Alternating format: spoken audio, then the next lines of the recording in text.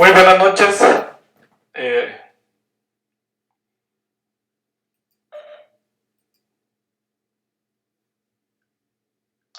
Muy buenas noches a todos. Reciban un cordial saludo acá desde Promidad en San José, Costa Rica.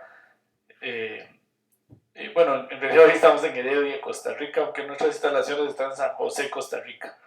Bueno, reciban un muy cordial saludo. Les agradezco si algunos me confirman si nos están escuchando. Ok. Muy bien, gracias Arturo. Gracias compañeros. Gracias Oscar. Excelente, muchas gracias Diego. Bueno, un gran saludo a todos. Entonces, como siempre, pues les ruego mantener sus micrófonos cerrados y tramitar las consultas a través del chat. Hoy tenemos una clase muy importante, desde mi punto de vista, una de las más importantes de todo el programa experto. Vamos a hablar sobre una técnica conocida como validación cruzada o cross validation, que es una técnica que realmente nos permite medir cuál es el error o, visto al revés, cuál es el nivel de predicción de los modelos que estamos estudiando. Vamos a estudiar también un poquito de bootstrapping, que es una técnica un poco más estadística, y luego vamos a hacer también la curva ROC. De lo que se trata la clase de hoy, tal vez deberíamos denominarle midiendo la calidad de un modelo predictivo. De eso se trata, cómo medir la calidad de un modelo predictivo. De hoy en 8 días, la próxima clase y última del curso, vamos a aprovechar esta técnica de cross validation para ayudarnos a calibrar y seleccionar los mejores modelos dado un juego de datos. De manera que tengamos mucha certeza de cuál es el error y cuál es el nivel de predicción que estamos obteniendo a través de validación cruzada cuando hacemos cambios en parámetros. Bueno, muy bien. Voy a cerrar por acá el video y iniciamos inmediatamente. Voy a iniciar viendo por ahí que me pareció ver que alguien me planteó alguna consulta en el chat. Ok, perdón, por acá en el chat alguien preguntó algo. Ok, dice un profesor, dos consultas. ¿Hay forma de correr el modelo Naïve Bayes sin que muestre la tabla de probabilidades? Sí, claro que lo vimos en la clase anterior. En R existe algún tipo de wildcard, etcétera. Por ejemplo, tengo un archivo de 2000 columnas y necesito eliminar todas las que empiezan con AXW, que son unas 125. Sí, en R existe un paquete para el manejo de hileras que permite con alguna facilidad hacer ese tipo de cosas. Uno puede hacerlo a pura programación también, ¿verdad? Pero se podría ser un poquito difícil. Entonces, sí hay un paquete, no recuerdo exactamente el nombre, pero para el manejo de string, también hay en R paquetes para el manejo de expresiones regulares que nos permiten con algún patrón seleccionar algunas de las columnas de una base de datos. Por ejemplo, buscar en un nombre todas aquellas filas que digan, por decir algo, Colombia, y entonces significa que todas vienen de Colombia y extraiga las otras. Cosas de ese tipo, extraer patrones dentro de una hilera de texto. Todo eso se puede hacer. Claro que no tendré aquí el tiempo y el espacio para explicarlo, ni lo tengo preparado como a mano para recordarlo, pero lo que le puedo decir, Jonathan, es que sí es factible hacer todo eso. Busque un paquete llamado, no recuerdo si era string o string, no recuerdo exactamente el nombre, pero sí lo he trabajado yo en algún lugar y también hay, repito, para manejo de expresiones regulares que ayudan a ese tipo de cosas. Bueno, muy bien. Y en cuanto al tema de las probabilidades, todos los métodos que hemos visto aquí, de hecho en la tarea, más adelante lo vamos a ver, cómo hacer para que un método despliegue la probabilidad o para que más bien despliegue la clase. En todo se puede seleccionar lo que uno quiere que despliegue. Hasta hoy hemos venido trabajando con la clase, más bien. Bueno, muy bien. Entonces vamos a trabajar con validación cruzada, cross validation o remuestreo. Entonces, resulta que estas son de las técnicas más usadas hoy por hoy en el tema de minería de datos y calibración y selección de modelos. Y el tema de cross validation o bootstrapping fue propuesto por estos dos señores que vemos en esta foto. El señor Briley Efron, profesor de la Universidad de Stanford, ya retirado, uno de los estadísticos más famosos del siglo XX, Quien lo acompaña acá, el profesor Trevor Hasty, por cierto, y el profesor Robert Tixirani, con quien tuve el honor de trabajar en mi postdoc allá en la Universidad de Stanford. Son los padres del cross validation y el bootstrapping. Hay un libro muy famoso que escribieron ellos dos que se llama precisamente, por acá lo estoy viendo, An Introduction to the Bootstraps. Es un libro que lo pueden conseguir en Amazon. No sé si se consiguen en PDF en la red, nunca lo he encontrado. Pero es un libro muy bueno, donde el libro completo se dedica al tema del manejo de cross validation y bootstrapping. Bueno, resulta que el profesor Efron probó algo que ustedes han experimentado en la última tarea y que los he visto debatiendo en el chat, que resulta que uno corre el método con el enfoque que hemos visto hasta ahora, que es partir la tabla en dos, training y testing. Resulta que uno corre el método una vez y da un resultado, corre otra vez y da otro resultado. Algunos optaron por usar el set seed, ¿verdad? Para que siempre el azar sea el mismo. Pero lo cierto es que eso es lo que prueba, es algo que probó el profesor Efron. Y es que el hecho de tomar al azar no es como algunos creen, que garantiza como una pureza de la selección de los datos y ya eso garantiza todo. No es cierto. Resulta que ustedes lo han experimentado en carne propia en la tarea anterior y a propósito lo dejé así, para que ustedes sientan, digamos, que el efecto de tomar al azar no garantiza realmente los buenos resultados, ni que el error sea exacto. Resulta que uno corre un tiro y da un error y luego otro. Vamos a hacer acá un experimento más adelante que prueba eso. Básicamente un experimento del profesor Efron. Bueno, resulta que esto se debe a que en todos, hasta el día de hoy, en todos los cursos anteriores, hemos usado la técnica de tabla de aprendizaje y tabla de testing, o tabla de training, tabla de testing, tabla de aprendizaje y tabla de prueba. Y básicamente consiste en esto que se ilustra aquí. Por ejemplo, si yo parto 50-50, puede ser 70-30, lo que sea. Resulta que yo dejo al azar una parte de mis datos para entrenamiento y otros para testing. Eso es el enfoque que hemos usado hasta el día de hoy. ¿Qué defectos tiene ese enfoque? Ya ustedes lo han sentido en carne propia, como les decía. Y es que tiene los dos siguientes grandes problemas. La estimación del error tiende a ser muy variable, dependiendo de cuáles datos queden en la tabla de aprendizaje y cuáles en la tabla de prueba. Se tiende a sobreestimar la estimación, valga la redundancia, del error. Es decir, es mucho mayor el error en la tabla de testing que en toda la tabla de datos. Entonces, vamos a ver acá un experimento muy interesante. Resulta que, y ahora lo vamos a ver en R, resulta que este gráfico que tengo acá a la izquierda se generó corriendo KNN en la tabla de iris, si mal no recuerdo, ahora lo vamos a ir a ver, y entonces se calcula el error, y se hizo el experimento 10 veces seleccionando la tabla de training y testing, al azar. Resulta que el error fue acá del 4%, acá casi del 10%, empezó a bajar, el otro acá fue del 4%, acá fue del 10%, acá fue del 2% y acá del 10%. Entonces observen cómo brinca el error, ¿verdad? Que es lo que ustedes han estimado. Si yo me quedo aquí, probablemente estoy subestimando el error y me quedé con un error que era menor al verdadero. Ahora, si me quedo aquí, probablemente estoy sobreestimando el error, ¿verdad? Tal vez no sea tan alto. Ok, entonces eso muestra lo que ustedes han experimentado en esta última tarea, y es como brinca el error, al punto que uno hace una interpretación y resulta que genera el documento reproducible otra vez y ya no calza la interpretación con lo que resultó de los datos, ¿ok? Debido a que cambió y pasó feo de acá a acá, por ejemplo.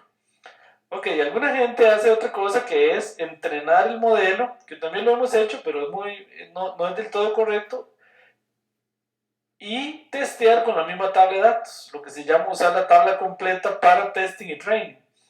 Entonces, ¿qué pasa? Ahí el error sí es muy estable. Por ejemplo, en KNN obviamente siempre sería el mismo, no depende en nada del azar. Ahora, en este caso también se está cometiendo un error muy grande y es que se subestima el error. ¿Okay? Entonces, esto es una subestimación del error, esto es una sobreestimación. Ahora, ¿dónde está el error verdadero? No sabemos.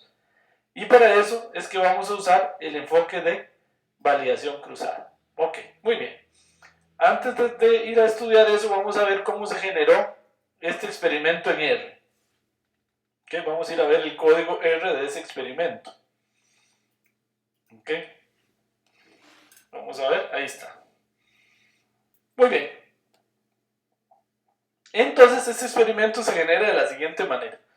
Vamos a cargar los datos de iris y vamos a correr KNN sobre los datos de iris 10 veces y medir el error para ver cómo brinca. Eso es todo. Entonces vamos a generar un vector aquí, v.error.tt, de 10 campos para guardar ahí los errores en las 10 corridas.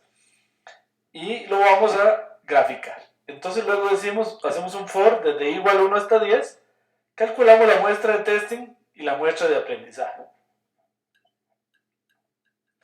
Ok, corremos KNN con toda la data, con la tabla de aprendizaje, perdón, con K máximo igual a 5, hacemos la predicción, calculamos la matriz de confusiones, calculamos el acierto y calculamos el error, y simplemente en este vector vamos guardando, almacenando el error. Eso es todo, es relativamente simple. Y luego hacemos este plot y graficamos el vector de errores en color rojo. Y ese es el gráfico que nos produce este acá. De hecho, si se corre un tiro y se corre otro, da diferente todos los tiros. ¿Ok? Vamos a hacerlo. Vamos a hacerlo. Lo voy a hacer en vivo para que ustedes vean cómo esto brinca. ¿Ok? Entonces, lo vamos a copiar aquí. Vamos a ejecutarlo varias veces y vamos viendo aquí en el gráfico de la par. Okay, lo único es que tengo que cambiar este directorio porque no estoy en una máquina Windows, sino estoy en una máquina Mac. No importa, acá lo tengo. Ok. Entonces ahí está. Vamos a correrlo varias veces. ¿Ve? Cada vez que se corre, como ustedes van a ver, da diferente. Lo corro y me generó ese gráfico. Lo vuelvo a correr acá, run, y me genera otro gráfico. Lo vuelvo a correr y me genera otro gráfico. Voy a correrlo para acá y verán que esa fue la última corrida que hice, esa fue la segunda, esa fue la primera. Si lo corro otra vez, bueno, ahí no tengo el run. Entonces eso muestra con toda claridad que el tomar training y testing realmente es una técnica no muy buena porque el error me empieza a brincar demasiado. Dependiendo de qué datos queden en training y testing. Por ahí en el chat veía algunos discutiendo, por ejemplo, que redes neuronales que es tan inestable, pero aún algunos tiros daban muy bien, otros tiros incluso no se podían calcular el error porque era pésimo, etc. Entonces eso nos muestra ese efecto que de hecho el profesor Efron prueba matemáticamente y formalmente en ese libro que les mostraba. Este es el profesor Barry Efron que empieza a desmitificar la idea de que basta tomar al azar y eso garantiza todo. No es así. Bueno, entonces, un posible enfoque para mitigar esto es el conocido como Leave One Out Cross Validation en inglés, LOOCP, por sus siglas en inglés, o en español, la validación cruzada dejando uno afuera. Entonces, esta técnica consiste en lo siguiente, vean. Es como estar muy cerca del verdadero error. Yo dejo todos los datos para entrenar excepto uno. Ven, la tabla de testing es solo uno. Luego dejo todos los demás datos y dejo el segundo dato para testing. Vuelvo a correr el método y dejo el tercer dato para testing. Y así sucesivamente dejo el dato n para testing. Entonces, ven que aprendo casi con todos los datos, excepto con un dato. Y ese dato lo uso para testear. Luego de todos estos n datos, cuento el número de aciertos. Si supongamos que eran 100 datos y acerté en 80 de ellos, entonces mi predicción es de 80 entre 100, o sea, el 80% y el error es el 20%. Entonces esto lo que se hace es correr el método n veces. Claro que ustedes deben estar pensando algo que es muy cierto. ¿Qué pasa si tengo 1.000.000 de datos? Tengo que correr el método 1.000.000 de veces. ¿Ok? Y estoy muy cerca del verdadero error. ¿Por qué estoy muy cerca del verdadero error? Porque prácticamente estoy usando todos los datos para entrenar y solo uno para probar. Entonces eso me hace estar casi en la idea de usar todos los datos para aprender, pero no cometo el error de testear en los mismos datos, no, porque estoy dejando un dato que no usé para aprender para testing y luego hago ese conteo y el porcentaje de éxito es el porcentaje de éxito del modelo. ¿Okay? Entonces es así, simplemente en orden, primero testeo con el dato 1, luego con el dato 2, luego con el dato 3, hasta luego con la enésima fila de la tabla de datos. Muy bien, y luego hago básicamente el error cuadrático medio, que es contar las cuántas veces coincide, cuántas veces el pronóstico es igual a la predicción. Lo elevo al cuadrado, lo sumo, y eso es lo que se conoce como el error cuadrático medio. Básicamente un conteo de coincidencias, es promediado. Bueno, las ventajas de este método es que la estimación del error no es muy variable dependiendo de cuáles datos quedan en aprendizaje y testing, porque solo estoy dejando un dato para testing por tiro. No se tiende a sobreestimar el error, es decir, estamos muy cerca del verdadero error. Acá está, en el ejemplo que hicimos antes, este es el error usando training testing, el rojo, el que hicimos antes. Este es el error usando toda la tabla de datos para aprender y para testear. Y este es el error usando leave one out cross validation, dejando el método de dejar uno afuera. Vean que parece que por ahí, realmente el error es por ahí del 5.5%. No es ni del 10 ni es del 2. ¿Ok?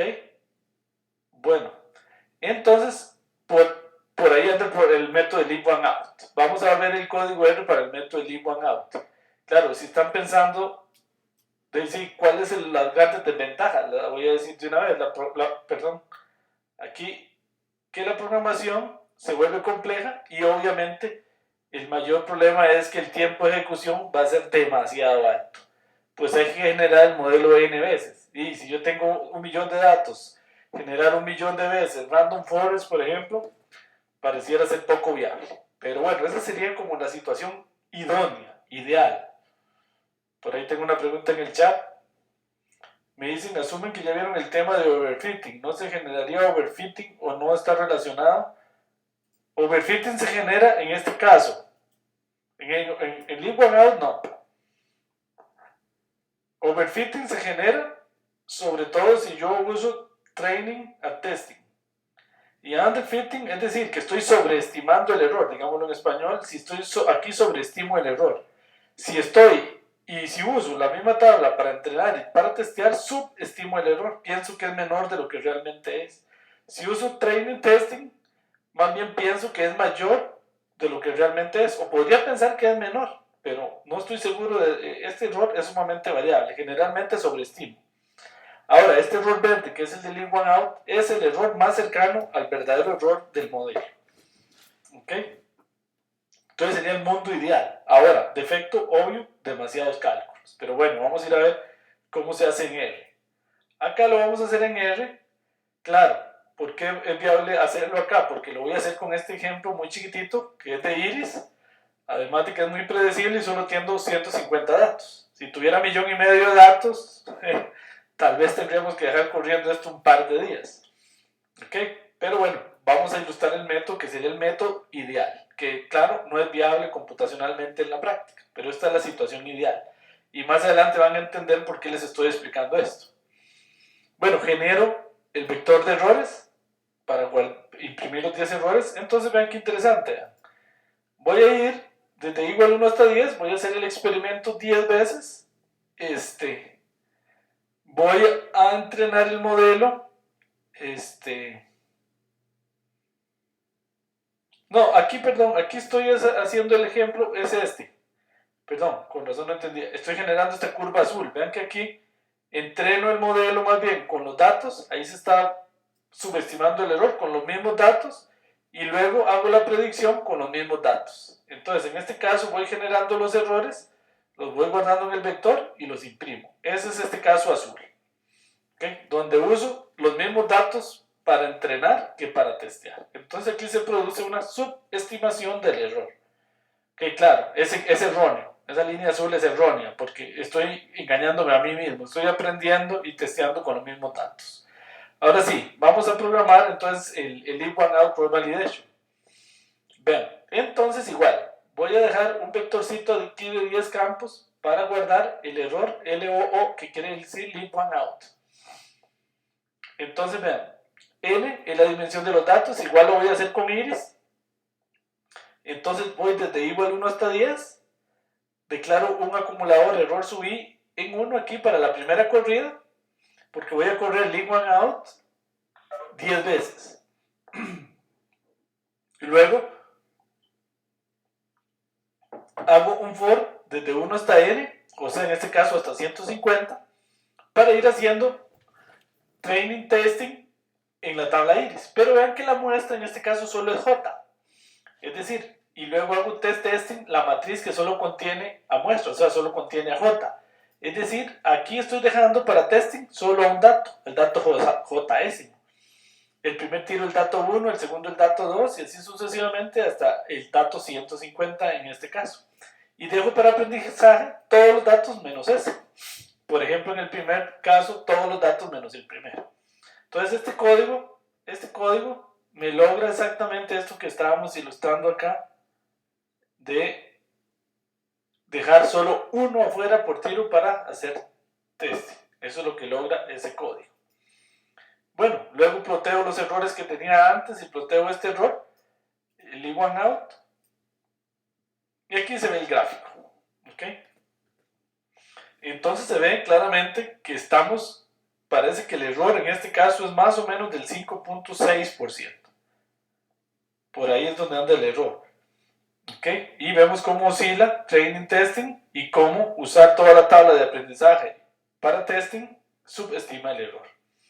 Ok, muy bien. Entonces, ese sería, realmente esta línea verde es, por decirlo así, correr el experimento de leave one out 10 veces, para estar más seguro. Yo podría correrlo solo una vez o 5 veces, depende de la cantidad de datos, pero lo corro 10 veces para estar seguro de lo que pasa. Muy bien, entonces, bueno, como les decía, ese sería el verdadero error, o lo más cercano al verdadero error que tenemos es esta línea verde. Sin embargo, pues como ustedes bien deben estar pensando, el problema de esto es esto que se apunta acá en la observación número 2. ¿Okay? Bueno, sería demasiado tiempo hacer leave one out. Ahora, entonces, tenemos un problema. Si uso training testing, nada más, una para training, un pedazo para training, otro para testing, el error oscila demasiado. Pero si uso leave one out, que sería coger prácticamente todos los datos para training y solo uno para testing, y repetir eso n veces para los n datos, entonces este enfoque duraría demasiado. Ok, entonces, bueno, a estos señores, Efron y Tixirane, se les ocurre una idea genial, que es muy sencilla, pero luego de que uno la ve. ¿Qué se llama la validación cruzada? Que tiende a la idea de estar en el medio de las dos cosas. Vamos a graficarlo aquí. Yo puedo usar training, un pedazo y un pedazo para testing. No sirve porque oscila mucho el error. O puedo usar casi todos para training y solo uno para testing. El problema de esto es que es demasiado lento. Entonces ellos dijeron, ¿por qué no estamos como en la mitad? Y parto mi tabla de datos en unas 5. Así. Y entonces, por ejemplo, uso estas 4 para training y esta para testing. Luego, uso estas 4 para testing, por ejemplo, y esta para training. Y así sucesivamente, y luego promedio los errores. Se los voy a explicar acá en el gráfico. La idea es así. Voy a dejar, por ejemplo, si decido dividir en 4 este K, otra vez usamos K, pero no lo confundan ni con el de K-Mins o K-Medias ni con el de KNN, es otra cosa. Por ejemplo, aquí estoy usando K igual 4 grupos. ¿Qué quiere decir eso? Que divido los datos en 4 grupos disjuntos. No pueden haber intersecciones. Y entonces, uso este pedazo de acá hasta acá para entrenamiento y un 25% para testing. Luego, uso otro 75% para training y el segundo 25% para testing. Y así sigo. Luego uso todos estos datos para training y el tercer 25% para testing. En el cuarto tiro uso los primeros 75% de datos para training y el último para 25%. Luego calculo el error aquí, el error aquí y el error aquí. Digamos que hago error 1 más error 2 más error 3 más error 4 y divido entre 4 y obtengo un promedio de esos errores. Observen que estoy como en la mitad, ¿verdad? Como estoy haciendo un training testing pero un poquito más sofisticado, con 4 pedazos para testing. En general, ¿cuál es el valor de K? No hay ninguna prueba matemática de cuál es el ideal, pero resulta que, acá se me movió ya el mouse, resulta que empíricamente se ha visto que K igual 5 funciona muy bien y que K igual 10 también funciona muy bien. Siempre eso es lo que sugiere el profesor Efron, el profesor Tixirani, nunca sabe responder por qué. Pero pareciera que esos son los números como mágicos que funcionan en la mayoría de los casos. ¿Ok? Entonces se tiran al azar y se deja una, por ejemplo aquí con K igual 5, se deja un quinto de los datos para testing y 4/5 de los datos para training. Y eso se hace 5 veces y luego se promedian los errores. Básicamente esa es la idea del cross validation. Vamos a ver que aquí tengo algunas preguntas. Me dice Freddy una consulta. Con este método genero n modelos y busco el valor del error, pero no podría almacenar un modelo específico para usarlo en futuras pruebas. Ok, muy buena pregunta, Freddy. Eso lo vamos a tratar la próxima clase. Ninguno de estos modelos va a servir para el futuro. Ok, y eso lo vamos a ver en la próxima clase en el reto predictivo. Para generar el modelo, para predecir en el futuro, se usan todos los datos. Así de sencillos. Use siempre todos los datos. Todo esto que estamos haciendo aquí es para calibrar y seleccionar el mejor modelo. Que lo vamos a ver en la próxima clase cómo se hace. Yo con Cross Validation calibro. ¿Qué quiero decir con calibro? Selecciono los parámetros del modelo y selecciono. ¿Qué quiere decir con selecciono? Pongo a competir todos los métodos que conocemos a ver cuál da mejor. Una vez que en Cross Validation estoy seguro cuáles son los mejores parámetros que tengo y cuál es el mejor modelo que tengo, genero un modelo para predecir el futuro, pero con todos los datos. ¿Okay? Y ahí no puedo medir el error. El error me lo dirá el futuro. Muy buena pregunta, Freddy. Pero de eso vamos a hablar la clase que viene. Y de eso depende. Si ustedes entendieron eso que acabo de explicar, van a hacer bien la última tarea, que se trata de un reto predictivo. Y si no, no. Okay. De eso depende. Pero bueno, eso lo vamos a explicar con más detalle en la clase que viene, pero siempre hay gente que no lo entiende bien. Ok. Bueno, Arturo Murillo me pregunta, ¿los 4 grupos se forman al azar? Sí, los 4 grupos se forman al azar. Lo único es que sí tienen que ser disjuntos. Es decir, el grupo que uso para hacer testing en el primer grupo, voy a explicarlo acá, el grupo que uso para hacer testing acá, bueno, aquí se ve que los números me salen al azar, pero este grupo, los grupos deben ser disjuntos. Yo puedo, y eso es difícil de hacer en R, pero ahora vamos a ver que por dicha hay un paquete que genera esos grupos al azar, que se llaman en inglés fault. En inglés se le dicen los K-faults. Los K-grupos deben ser al azar y disjuntos. Es decir, yo de alguna manera tengo que tirar la ruleta, pero que en cada tiro no me caigan los que estaban en el tiro anterior. Buena pregunta, Arturo. Eso es fundamental. Hay un paquete en R que lo hace, por dicha, porque no es tan fácil de programar eso. Vamos a ver que por ahí tengo alguna pregunta. No se estaría entonces frente al mismo problema. No entiendo por qué, Arturo. Dice que en la siguiente ejecución formaría grupos diferentes. Es que el punto es, Arturo, que yo voy a aprender con más datos. Digamos, si uso 10, por ejemplo, con 10 grupos, estoy aprendiendo, tal vez queda más claro con 10 grupos. Yo aprendo con el 90% de los datos y solo testeo con el 10. Entonces, realmente estoy dejándome mucho más datos para training. Eso es lo que me garantiza que el error no oscile tanto. Lo ideal es dejar solo uno para testing y lo demás para training, pero como eso no es viable computacionalmente, lo puedo partir en 10 y dejo 1/10 de los datos para entrenar y 9/10 de los datos para entrenar. Entonces eso me garantiza estar más cerca de la verdad que partiendo a la mitad o que partiendo en 70-30. Ok, vamos a ver que por ahí he tenido otras preguntas. Dice Freddy, si al hacer las iteraciones con todos los modelos predictivos el error es alto, entonces los datos son malos. Sí, Freddy, generalmente podría ser, si yo entreno los datos y con todos los modelos me da mal, podría ser que los datos sean malos. Ahora, podría ser que todavía no he calibrado bien el modelo. ¿Qué quiere decir que no he calibrado bien el modelo? Que tengo que escoger los parámetros adecuados para el modelo. Por ejemplo, en una red neuronal, ¿cuántas capas ocultas? En un KNN, ¿cuál es el K? Parámetros de ese tipo. Ahora hay otro problema también, la selección de variables, que es un problema muy complejo. Tal vez estoy usando muchas variables, tal vez estoy usando muy pocas, tal vez quitando variables mejora, tal vez recodificando variables mejora. Y si hacemos todo eso y nunca mejora, es que los datos no son predictivos. Es decir, la variable a predecir, con los datos que se tienen, es imposible predecir. ¿Okay? Eso puede pasar y suele pasar y a nosotros nos ha pasado. ¿Okay? Y simplemente no se tienen los datos, las variables adecuadas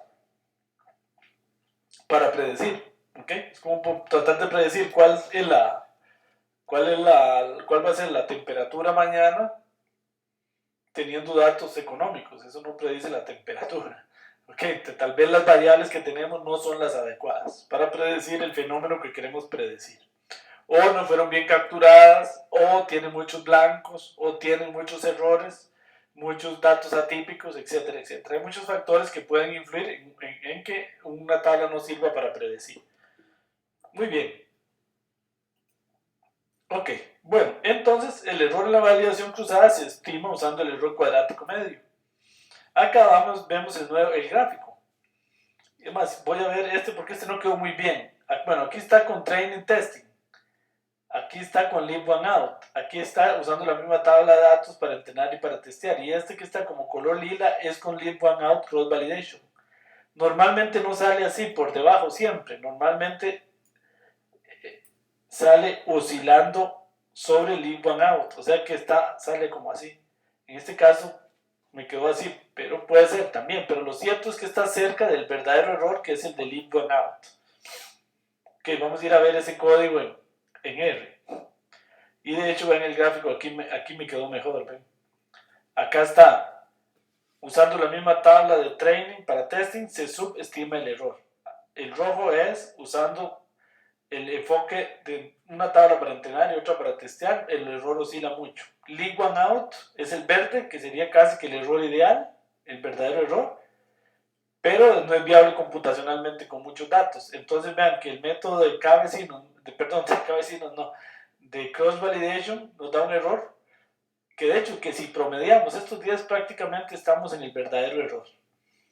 ¿Okay? Entonces esta es una manera de que sí es viable computacionalmente y vamos a estar en una mucho mejor aproximación del verdadero error que comete el método. Ok, bueno, vamos a ver cómo se hace leave one out cross validation. For cross validation en inglés, vamos a usar 10 grupos en este caso. Es decir, lo que vamos a hacer es que vamos a partir nuestra tabla de datos, lo voy a dibujar acá, en 10. 1, 2, 3, 4, 5, 6, 7, 8, 9 y 10. Ahora, todos deben ser del mismo tamaño. Entonces, ¿qué es lo que hace el modelo? Vuelvo y repito. Entreno con estos 9 pedazos y testeo con este. Luego, podría ser que en el siguiente tiro entreno con estos 8 más este último y testeo con este. Y así sucesivamente. Entreno con todos y dejo uno afuera. Y luego divido entre 10 y encuentro el error del cross validation con K igual 10. Curiosamente, como les decía, el K que mejor funciona generalmente es el 10. También cuando se tienen muchos datos se usa K igual 5. ¿Por qué? No hay una prueba matemática de eso, pero esos números funcionan bastante bien. Obviamente, entre más grande el K, pues funcionaría mejor porque estaríamos más cerca del leave one out. Pero heurísticamente, empíricamente se sabe que K igual 5 y 10 dan una muy buena idea. Bueno, vamos a ver cómo se hace. Aquí vamos a usar un paquete que se llama Caret, que es precisamente el que hace lo que nos preguntaba Arturo, que no es fácil de hacer. Eso que dibujé antes aquí. Dividir la tabla en 10 grupos disjuntos y que queden al azar. encontrar los faults en inglés o los grupos. Eso lo hace este paquete llamado caret. Por suerte, porque si no es difícil de programar eso. Entonces, bueno, instalamos ese paquete y lo cargamos aquí. Vamos a usar para el experimento otra vez iris, ¿verdad? Y entonces vamos a, en este vector v.error.kg, vamos a guardar el cross validation. No sé por qué una G y no una V. Pero bueno, ahí es donde vamos a guardar los errores de las 10 ejecuciones de cross validation. Luego, desde igual 1 hasta 10, vamos a ir guardando acá en este acumulador de errores, ponemos el error en 0 para guardar ahí el error de cada ejecución, porque vamos a repetir cross validation 10 veces. Y lo vamos a hacer en este caso con k igual 5, es decir, vamos a usar 5 grupos. Más bien acá, lo que vamos a hacer es dividir nuestra tabla de datos en 5. 1, 2, 3, 4 y 5. Aquí están los 5 grupos. Entonces, entreno con 4 de ellos y testeo con otro. Luego entreno con estos 4, por ejemplo, y testeo con este. Y así sucesivamente. El siguiente tiro testeo con este, el siguiente tiro testeo con este, el siguiente tiro testeo con esto, y luego los errores los promedio entre 5. ¿Ok? Y tengo el error. ¿Ok? Entonces vamos a usar 5 grupos, 5 faults. Y vamos a repetir el experimento. Este for es porque el experimento lo repetimos 10 veces. Eso lo podríamos hacer solo una vez, pero lo hacemos 10 veces como para estar más seguros del resultado. Ok, entonces observen que aquí, bueno, desde igual 1 hasta 10, este for, porque vamos a repetir el experimento 10 veces. Luego creamos los faults. Esta instrucción create faults lo que hace es crear los grupos. Entonces me dice, me va a crear 5 grupos en la lista, en los datos que son de 1 a n. En este caso, n150. Porque n es el número de filas, ¿verdad? De la matriz 150. ¿Ok? Entonces, vamos a crear, esto me crea, ¿qué se me hizo? 5 grupos. Y me quedan en grupos. Resulta que este grupo va a ser una lista. No es un vector, es una lista. Donde en el primer campo de la lista está el primer grupo, en el segundo grupo, y en el quinto, así sucesivamente en el quinto grupo, en el campo 5 de la lista, el quinto grupo. Algo así. En grupos $fault 0 sub 1 estaría el fault 1, o sea, el grupo 1. Entonces, acá, como este grupo es importante que les quede claro que es una lista. Recuerden que para extraer la posición késima de una lista se usa doble corchete. Por eso ahí hay doble corchete y no un solo corchete, porque eso lo retorna en una lista y no un vector. Si fuera un vector sería un solo corchete ahí. ¿Ok? Y entonces eso lo dejamos en muestra. Y t-testing lo construimos con el primer grupo. ¿Ven? Acá, ¿qué es lo que estoy haciendo? Acá básicamente lo que estoy haciendo es dividiendo mis datos en 5. 1, 2, 3, 4. Entonces ahí están los 5 grupos. Entonces dejo este primero para testing, ¿verdad? Acá. Este primero lo dejé para testing. Y los otros 4 los dejo para training. En la siguiente iteración, ¿verdad? Cuando venga en k igual 2 acá, más bien voy a dejar este para testing y los demás para training. ¿Ok? Y así sucesivamente corro, por eso tengo que correr 5 veces. Ok, muy bien. Esto hay que sentarse a entenderlo bien. Bueno, luego entreno el modelo con la variable tipo y voy a usar la tabla de aprendizaje, un k máximo igual 5, eso es para hacer siempre el mismo experimento, ¿verdad? Calculo la predicción, calculo la matriz de confusiones, el acierto y el error. Luego aquí lo promedio, el error de cada tiro lo voy sumando, ¿verdad? Aquí los voy sumando y luego lo divido entre 5. ¿Por qué? Porque calculé el error en 5 grupos. Entonces el error debo después promediarlo entre 5. ¿Ok? Y luego aquí voy guardando el error en este vector.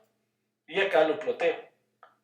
En estos otros ploteo los que ya tenía arriba. Entonces ya tengo el gráfico.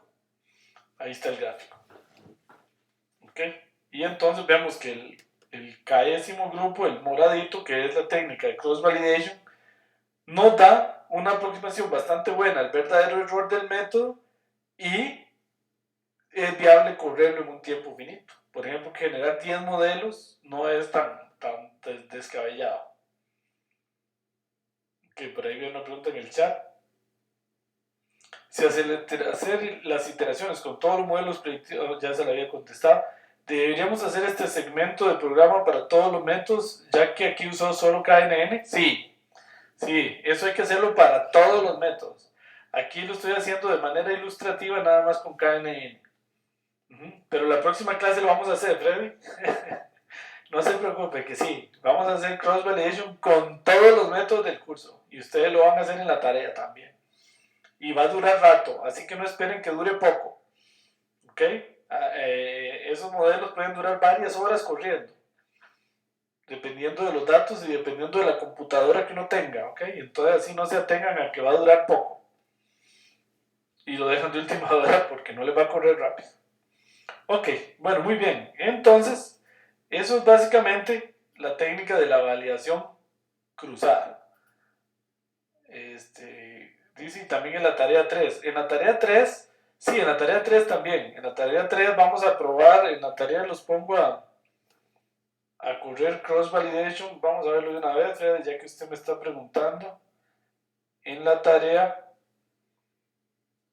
vamos a hacer cross validation en el ejercicio de compra de bicicletas usando KNN y usando árboles de decisión. Nada más. Para la próxima tarea, sí lo vamos a hacer con todos. ¿Ok? Con todos los métodos, porque los vamos a poner a competir. Por ahora lo que quiero es que aprendan y entiendan bien la técnica de validación cruzada. ¿Ok? Entonces ahí lo vamos a hacer. Bueno, otra pregunta por ahí. Entonces, ¿se recomienda particionar una muestra en dos archivos? No, particionar una muestra en dos archivos de plano es incorrecto. ¿Ok? Es training testing, que es lo que hemos venido haciendo hasta ahora. Entonces eso siempre es una mala idea, y más mala dividirlo en dos archivos, como hemos venido haciendo con el ejemplo scoring de crédito. Eso no es buena idea, tener los datos partidos en dos archivos. ¿Ok? No se recomienda nada de eso, sino exactamente como usted dice, Jonathan, sino usar leave one out, que a veces no es viable computacionalmente. Entonces lo que hay que usar es scaffold en el mismo set de datos. Sí, exactamente, Jonathan. O sea, se debe usar validación cruzada usando todos los datos que se disponen. Y por ejemplo, vamos a ver la próxima clase que para el ejemplo de scoring de crédito, ya más bien los dos archivos los juntamos en uno solo para poder generar los grupos. Bueno, hay una técnica que también se debe al profesor Efron y al profesor Tixirane, básicamente al profesor Efron, que es el bootstrap. Y eso viene de ahí viene la técnica conocida como bootstrapping. Les voy a hablar rápidamente de esto, porque nada más para que no se confundan, porque el bootstrapping más bien se utiliza en general cuando uno tiene pocos datos, para generar muestras aleatorias y tratar de emular el hecho de que si uno tuviera muchos datos, aún teniendo pocos datos. Esa es la idea del bootstrap. Entonces, el bootstrapping trabaja mediante remuestreo. ¿Qué quiere decir eso? Sacando muestras con reemplazo. Es decir, esto es como la lotería, en el sentido de que sacamos una bolita como un número, vemos que salió el número 10 y la vuelven a depositar. De manera que el número 10 puede volver a salir con otro premio. Eso es lo que se llama un bootstrap, una muestra con reemplazo. ¿Ok? El proceso se repite. Entonces el modelo se estima en cada una de esas tablas o bootstraps. Entonces yo genero muchos bootstraps y luego se hacen las predicciones con los bootstraps y se hace un promedio. Vamos a ver. Bootstrap es muy útil para estimar el error estándar en modelos predictivos y en algunas situaciones funciona mejor que validación cruzada, sobre todo cuando hay pocos datos. Cuando hay pocos datos es mejor usar bootstrapping que validación cruzada. Sin embargo, en minería de datos esto no es tan útil porque en general más bien uno tiene muchos datos. Pero bueno, el bootstrap es más bien enfocado cuando uno tiene pocos datos. Pero igual que validación cruzada, el bootstrap es una técnica para medir bien el error. No se confundan, hay gente que cree que la validación cruzada y el bootstrap son técnicas para mejorar los modelos predictivos. No, no son técnicas para mejorar los modelos predictivos. Son técnicas para medir bien el error que se comete. ¿Okay? Excepto en la técnica de boosting, sí se usa un poquito el bootstrap que vimos la semana pasada para mejorar el modelo predictivo. Pero excepto en esa situación, en general el bootstrap es más bien una técnica para medir la calidad del modelo predictivo o medir el error, que es lo mismo. Igual el cross validation. El cross validation es una técnica para medir adecuadamente el error cometido o la calidad del modelo, no para mejorarlo. Ahora, sí se puede decir que lo mejora en el sentido de que me ayuda a estimar los parámetros adecuados del modelo, pero no es que él en sí mismo mejore el modelo. ¿Okay? Es una consecuencia de su aplicación. Bueno, nada más para ilustrarles este tema del bootstrapping. En el aula virtual hay un documento completo que este servidor escribió sobre bootstrapping y se hace un ejemplo de bootstrapping, pero ahí se los dejo para los que estén interesados en eso. No lo vamos a estudiar en el curso ni lo vamos a dejar en las tareas, pero la idea sí quiero que la conozcan para que no se confundan. En general, por ejemplo, si yo tengo todos los datos, ¿verdad? Si yo tuviera todos los datos, por ejemplo, en una encuesta, esto se puede usar mucho en encuestas, entonces ya yo saco, por ejemplo, la media poblacional. Entonces ahí estaría con mi media ideal. Y tengo todos los datos, tengo la media poblacional. Ahora, ¿qué pasa si yo muestreo? Saco una muestra 1, saco una muestra 2, una muestra 3 y saco n muestras. ¿Qué sucede? Y digamos que n es igual a 1000, un número relativamente grande. Entonces saco la media de esta muestra, saco la media de esta otra muestra, la media de esta otra muestra y así sucesivamente. Y luego hago una media entre todas estas medias. Entonces esto tenderá a estar muy cerca de la media poblacional. Se puede probar que va a estar bastante cerca, si n es grande. ¿Ok? Muestreando de los datos originales. Pero ese sería el mundo ideal, ¿verdad? En el que yo tenga todos los datos y puedo muestrear un montón de veces de esos datos. Pero resulta que en el mundo realístico yo no tengo todos los datos. Yo no tengo todos los datos para saber por quién van a votar en las próximas elecciones y por Trump o Hillary Clinton. Entonces, ya yo solo tengo una muestra disponible con, digámoslo así, tal vez 2000 datos. Nada más tengo 2000 datos. Ok, ahora, y tengo una media de esa muestra. Ahora, esa media normalmente está muy largo de la media poblacional. Y estoy poniendo la media como ejemplo. Puede ser cualquier índice estadístico o el resultado de un modelo predictivo, lo que sea. Entonces, generalmente estos están largos. Entonces, ¿cómo acercar esta media a esta? Entonces, vean la técnica que es muy curiosa que probó el profesor Efron. Yo remuestreo de esta muestra, pero con reemplazo. Es decir, si aquí habían 2000, saco una muestra de 2000, pero con reemplazo. Y está probado matemáticamente que aquí van a quedar el 62% aproximadamente de los datos diferentes. Van a haber un 62% diferente, es decir, unos 620 por 2, unos 1400 datos distintos. Y así sucesivamente el remuestreo de aquí, otros 1400, porque saco 2000 con reemplazo, entonces solo me salen 1400 distintos.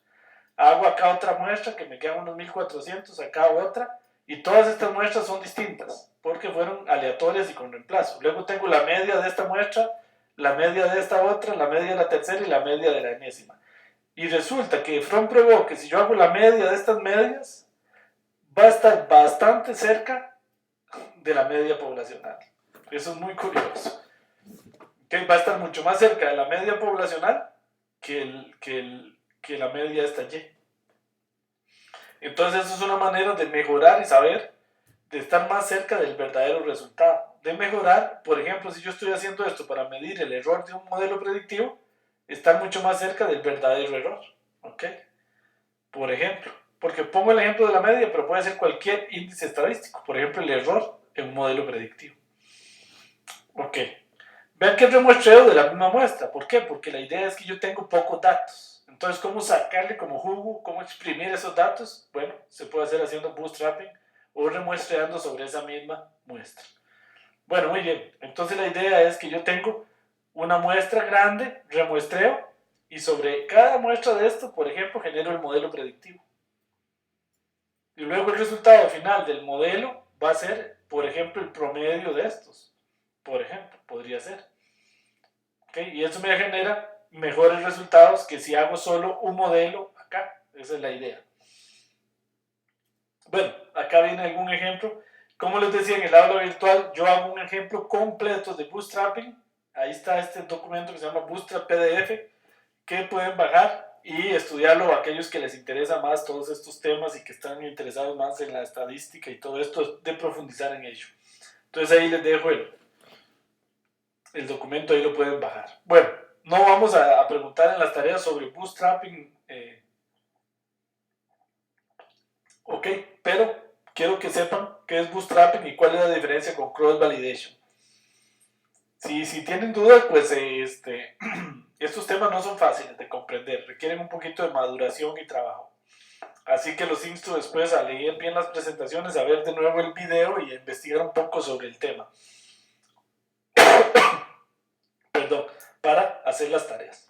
Muy bien. Muy bien, si tienen alguna duda.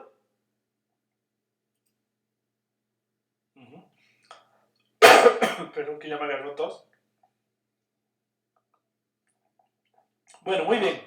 Vamos entonces a la segunda parte de la clase de hoy, que es el tema de curva rock. Son las 7. Muy bien, vamos bien. Ya en el curso de modelos predictivos, recuerdan ustedes que habíamos estudiado curva rock. Lo que vamos a hacer ahora es profundizar un poquito en el tema y hacerlo a pie. ¿A qué me refiero a pie? No, bueno, sí, a pie, a mano, y también directamente desde la consola de R. Recuerdan que habíamos hecho las curvas rock con Reitel. ¿Okay? Ahora las vamos a hacer desde la consola de R. Bueno, recuerden que la curva rock básicamente es una gráfica que contrasta la especificidad contra la sensibilidad de un modelo. Y ahorita vamos a explicar más qué quiere decir eso. Y resulta que la curva rock, como ustedes recordarán, si queda aquí exactamente en la función identidad, significa que es como tirar la moneda. Entonces sería un modelo que no sirve para nada. Si queda por debajo de la identidad, y como esa que acabo de pintar, entonces es un modelo demasiado malo. Es mejor tirar la moneda. Ok. Y entonces acá, este modelo en amarillo es regular y este en azul es bueno. Y lo ideal, el modelo ideal, sería un modelo como este que voy a pintar verde aquí, que prácticamente queda pegado al borde. Sería un modelo perfecto. ¿Ok? Entonces, entre más arriba quede, mejor. Recuerden que esto es un rectángulo de área 1. Entonces vamos a calcular el AUC, que es el Area Under the Curve. Entonces, si esto da 1, también sería el modelo predictivo ideal y perfecto. Claro, eso casi nunca pasa. Bueno, entonces la curva ROC básicamente es otra manera de medir la calidad de un modelo. Lo que acabamos de ver antes era la calidad del modelo a través de cross validation y a través de bootstrapping.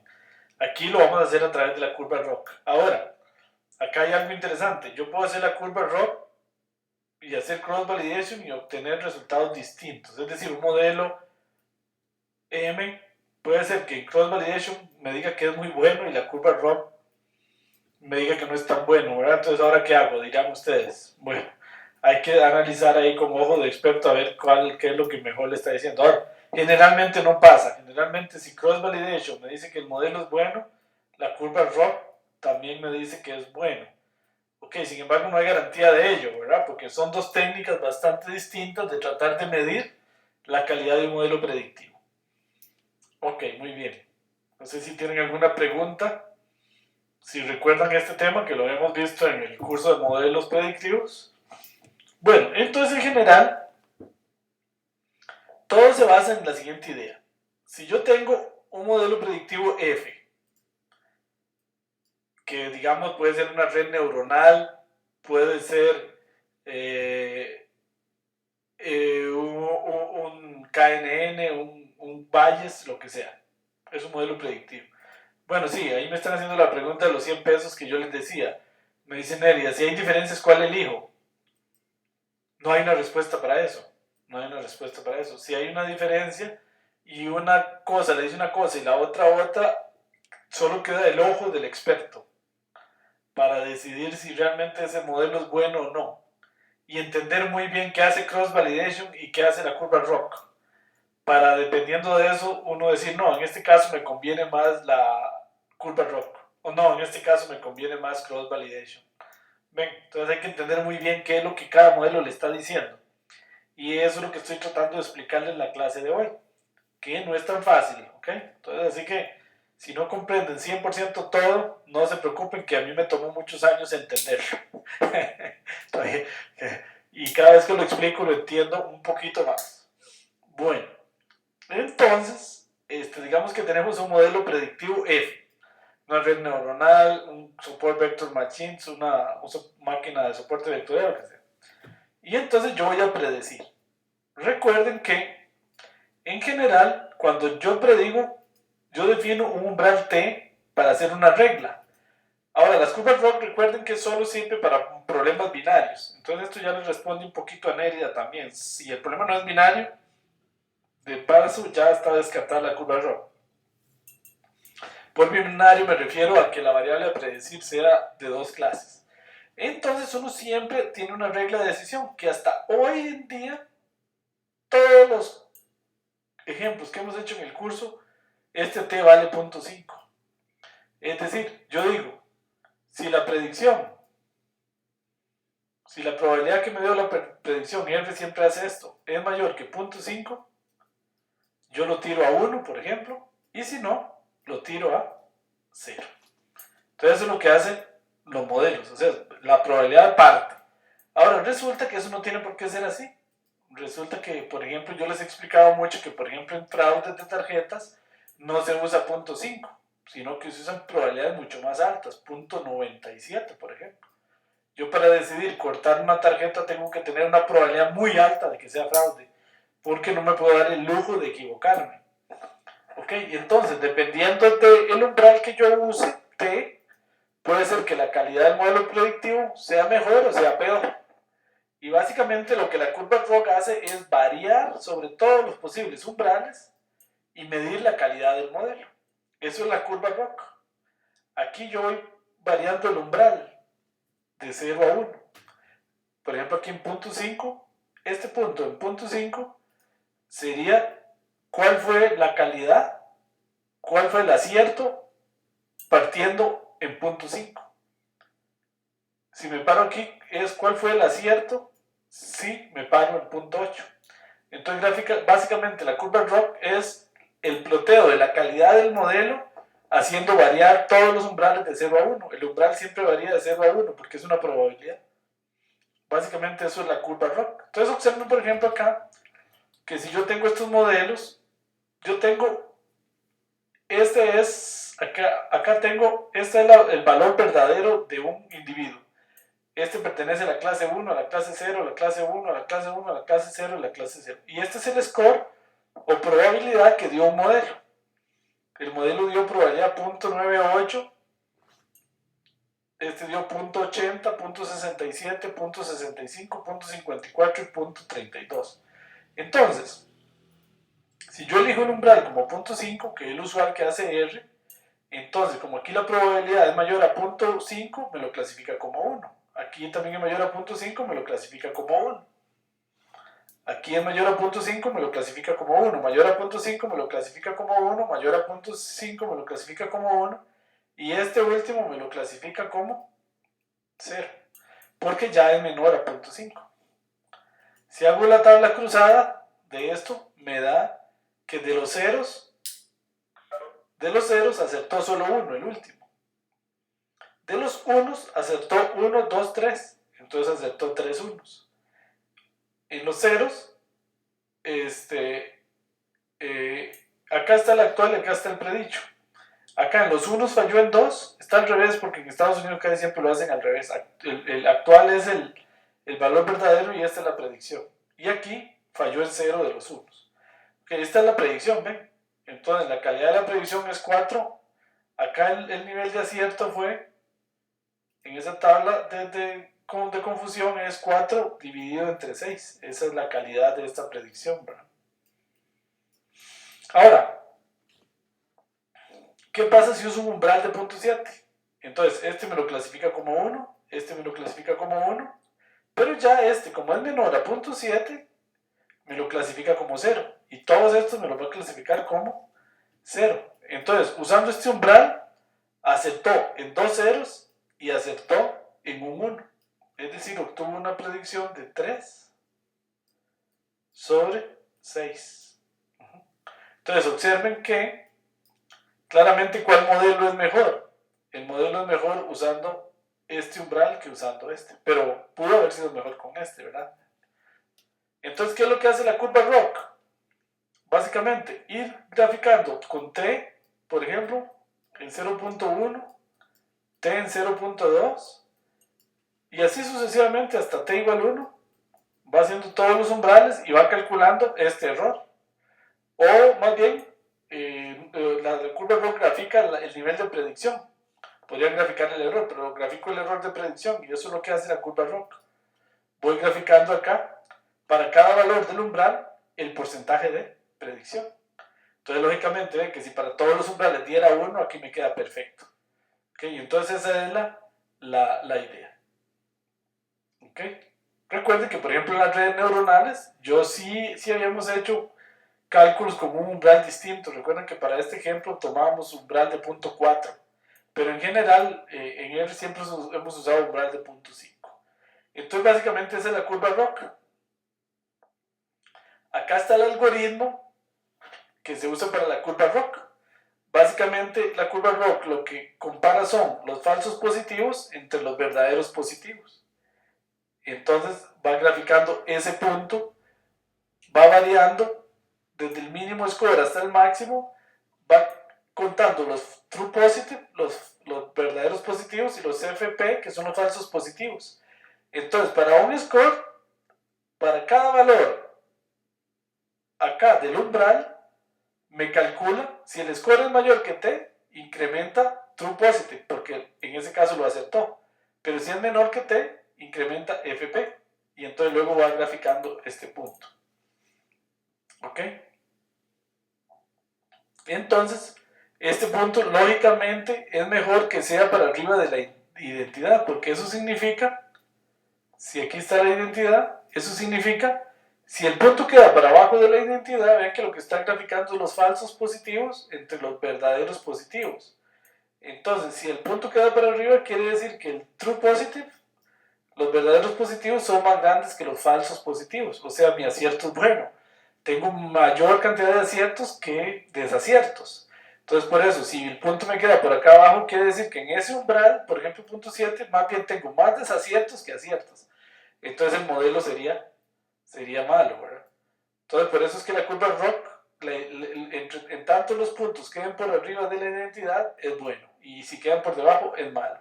Porque lo que quiere decir es que para un umbral dado, el modelo me detecta más verdaderos positivos que falsos positivos. ¿Ok? Eso es básicamente. Bueno, acá resulta que para esta tabla, acá viene el número de individuo, aquí viene la clase, que es positivo o negativo, digamos 0, 1 o 0, y aquí viene el score.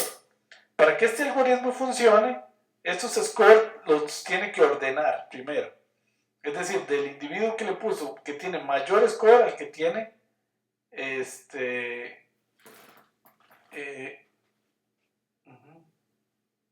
sí, al que tiene menor score. Sí, de score 0.9 a score 0.1. Entonces aquí están ordenados de acuerdo al score. Este es el número de individuo. Casualmente, digamos, van del 1 al 20, pero no tiene por qué ser así. Van del mayor al menor score y se va corriendo este algoritmo y le va graficando la curva ROC. Acá viene este ejemplo con estos datos hechos completamente a mano.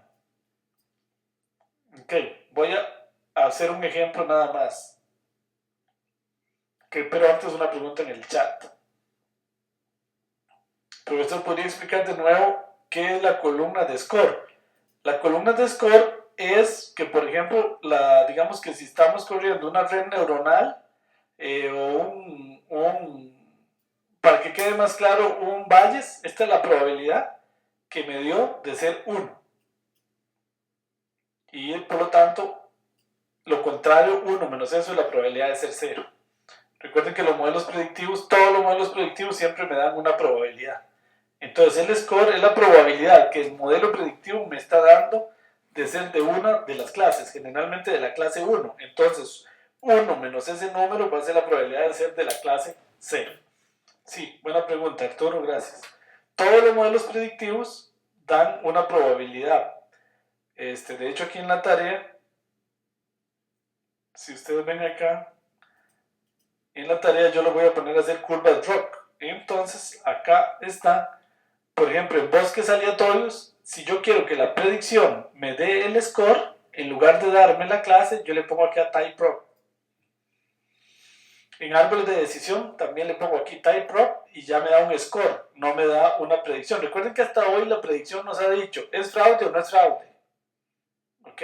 ¿Es buen pagador o no es buen pagador? Ahora, si yo le pongo aquí typeRoc, me tira una probabilidad. La probabilidad de ser o no ser fraude. Y así sucesivamente. No todos los métodos es igual. Por ejemplo, en Support Vector Machines hay que ponerle probability igual true. En Name Values hay que ponerle type igual raw. Y así aquí están todos. ¿Ok? Bueno. Mira, acá estoy viendo que hay un error. Por cierto. Entonces, de una vez les digo, bueno, lo vamos a corregir. Ven que el ejemplo es con compra de bicicletas. Y después aquí dice que lo haga con spam. No, no es con spam data, todo es con compra de bicicletas. Ahorita lo corregimos. Es que se quedó del semestre pasado, fue con spam data. Esta vez lo vamos a hacer con compra de bicicletas. Entonces no le hagan caso a esto, todo es con compra de bicicletas. Tengo que corregirlo, porque se quedó ahí ese errorcillo, ahora lo vi. Ok, todo es con la tabla de spam data.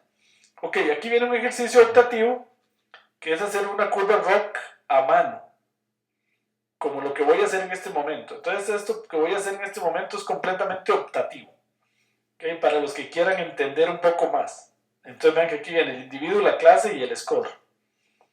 ¿Okay? Entonces vean que acá nada más les voy a hacer un par de ejemplos del algoritmo. En ese ejercicio lo que queremos es que corran este algoritmo a pie y hagan la curva ROC como esta, así completamente a mano. Ahora, ya para los ejercicios de verdad se hacen R hace la curva ROC. Ok, pero es solo para aquellos que quieran ir más allá y que quieran entender más a fondo, no es para todos, aquellos que quieran aprender más. Entonces, por ejemplo, vean el cálculo a mano. Yo empiezo con n igual 10 y p igual 10. ¿Qué es n? Es el número de unos, el número de ceros y el número de n's, que sería 0, son 10, y el número de p son 10. ¿Por qué sé eso? Porque si me voy a la tabla de datos, me doy cuenta que si cuento, hay 10 que son p y 10 que son n. Eso es pura casualidad que sean iguales. Podrían ser 18 P's y 2 N's, o 15 P's y 5 N's, ¿verdad? La cosa es que suma 20. Pero bueno, aquí la mitad son positivos, de la clase 1, digamos, y la mitad son negativos, de la clase 0. Entonces tiene el primer punto, dice t, vamos a empezar con este umbral. Venga, aquí el t lo voy a ir variando así, de 0.5 en 0.5. En el segundo tiro voy con t igual 0.1. Luego con t igual en 0.15, ven. Voy sumando tiro a tiro 0.05 al t. T de un tiro al otro va a ser t igual t más esto. O sea, lo voy incrementando en 0.05. Así es como voy a ir bastante fino.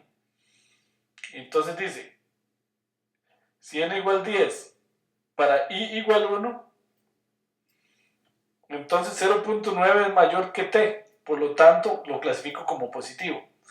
¿Qué es esto? 0.9 es mayor que t. Vean, voy a usar t igual 0.5. ¿Y este 0.9 de dónde viene? Ese es el score. El score del primer individuo es 0.9. ¿Ok? Entonces, como es mayor que 0.05, que es el primer umbral, lo clasifico como positivo. Y como él era positivo, quiere decir que acerté. Entonces, quiere decir que el true positive es 1 y el falso positivo es 0, porque sí acerté. ¿Ok?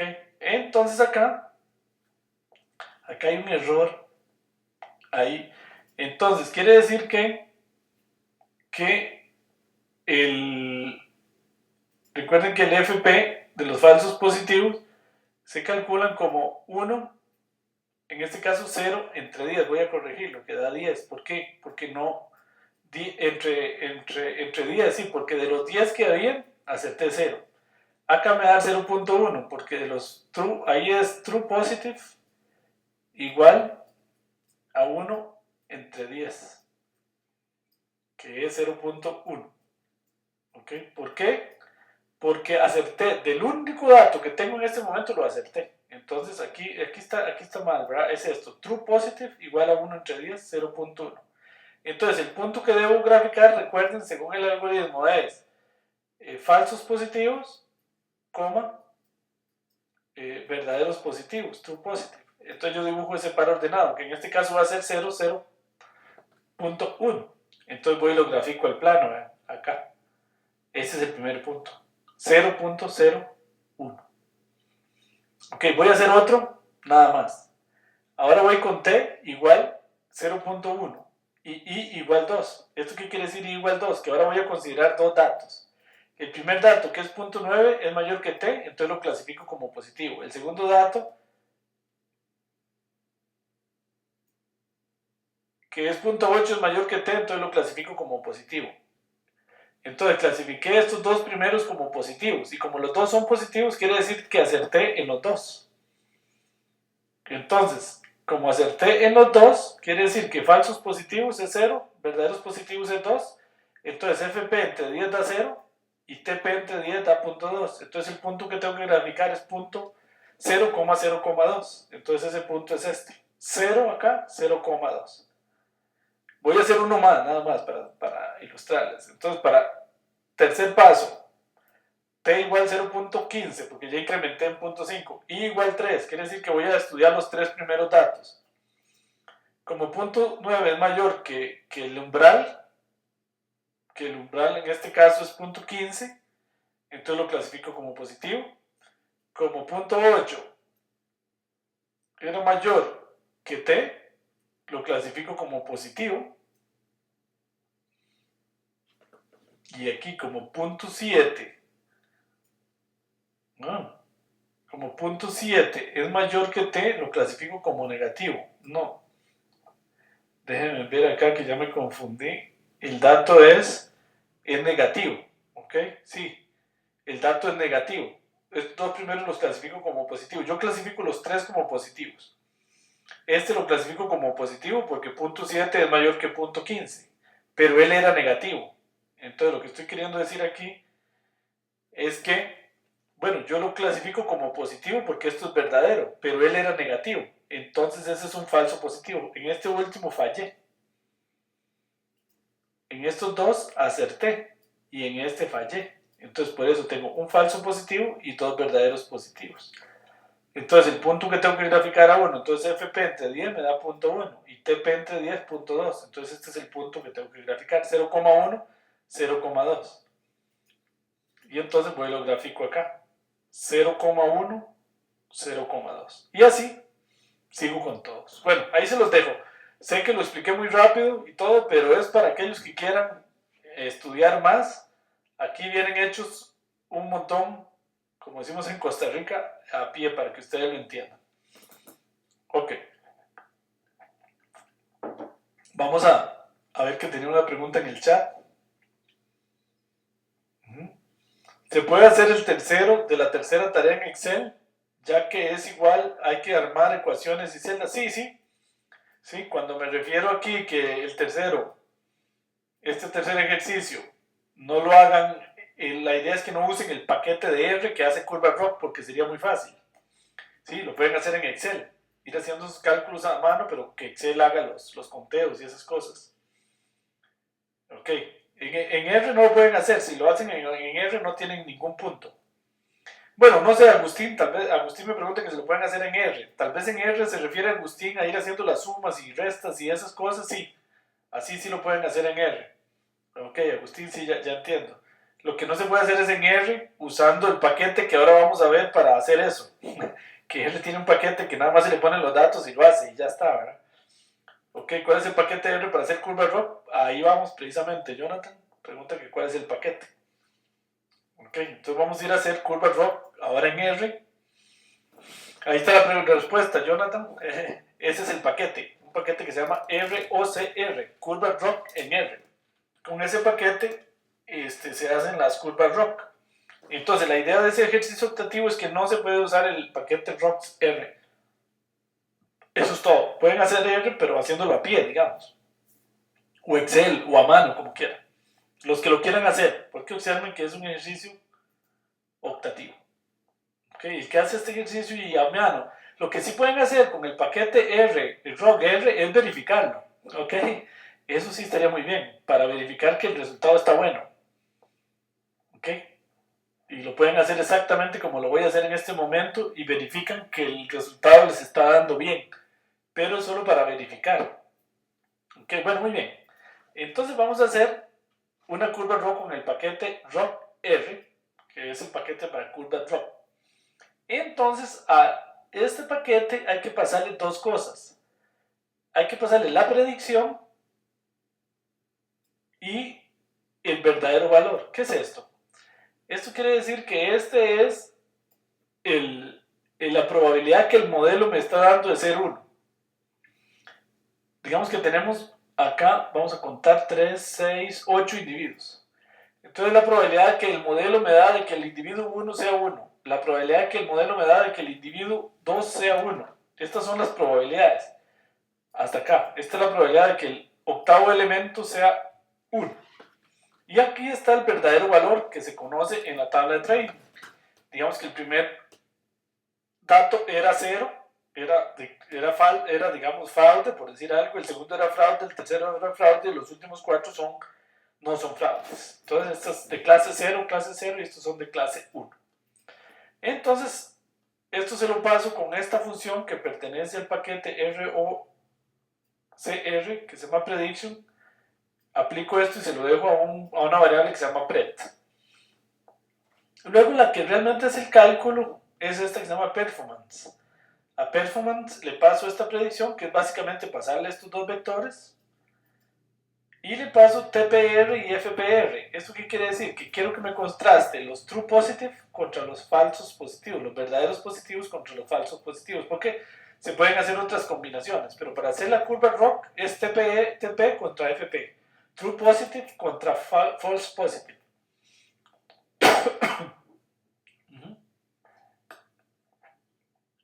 Luego eso me genera la curva ROC y queda aquí en perf. Y luego con un plot se plotea y esa es la curva ROC. True false positive rate contra true positive rate. Entonces la curva ROC es esta roja. Pero yo le pongo un adornito. Este segmento en black es para poner la función identidad, para tener más claro si la curva ROC va por encima o por debajo de la función identidad. Y después le pongo un grid ahí como para que se vea más bonito. ¿Okay? Pero básicamente esta es la que plotea la curva ROC. Entonces con estas 5 instrucciones siempre se hace la curva ROC. Ahora las voy a encapsular en una función para que sea más fácil. No se escucha, me dice Nérida. Vamos a ver. Sí tengo el micrófono abierto. Si alguno me confirma que sí me escucha. Acá me dicen los técnicos que sí hay sonido. Ah, gracias Nérida, sí. Bueno. El ejemplo que hicimos antes. Bueno, acá viene este ejemplo que yo hice aquí a mano. Acá lo hice a mano. ¿Verdad? Que hicimos a mano. Y aquí está el algoritmo. Me está yendo la voz. Acá lo programé en R. Acá está el programa.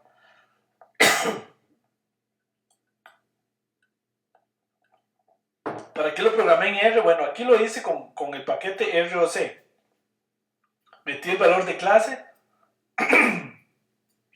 Metí la probabilidad. Hice la predicción, hice el performance y lo ploteé. Entonces eso me da la curva ROC, que es la que está en rojo. Después estos numeritos y estos círculos en azul lo hice programado aquí a pie, completamente a pie, la programación del algoritmo. Como para ir viendo dónde quedan los true positive versus los false positive. Y en blue. Ven, y hago un círculo.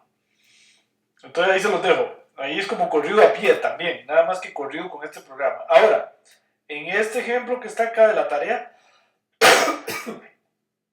Perdón, tampoco se vale usar ese código. Pues, si no les da inmediatamente. Lo pueden usar para verificar. Puse ese código ahí para que ustedes también, viendo el código, tal vez entiendan más claramente qué es lo que hace la curva ROC. Este es el que grafica la curva. Esto lo hice a pie para poner los puntitos y los números para que se vayan viendo cómo va evolucionando la curva ROC. De hecho, si ustedes observan, ese es exactamente este que yo les mostré aquí arriba, que lo había tomado de un libro. Este es el mismo. Okay, ahí lo fui corriendo para que ustedes lo vieran. Bueno, entonces, listo. Vamos a hacer una función para plotear la curva ROC más fácil. Y esta función no está en R, ustedes se la tienen que llevar para su tarea, la copian y la pegan y se la llevan. Esta función que yo le puse plot ROC para que me haga más fácil el asunto, recibe la predicción, recibe la probabilidad de la predicción, recibe el valor real, es decir, de qué clase es, adicionar en true, adicionar en false, porque la idea es hacer un gráfico como este. Voy a irme para abajo. Yo quiero hacer este gráfico, donde estoy comparando, recuerdan como lo veíamos en modelos predictivos ahí, al mismo tiempo 4 modelos. Aquí lo que me faltó en esa función es ponerle una leyenda, que sería bueno que ustedes se la pongan, porque no sé cuál es el azul, cuál es el verde, cuál es el rojo y cuál es el lila. ¿Ok? Entonces me faltó una leyenda, que ustedes podrían mejorar esta función. Al propio lo hice para que ustedes la mejoren. Entonces esta función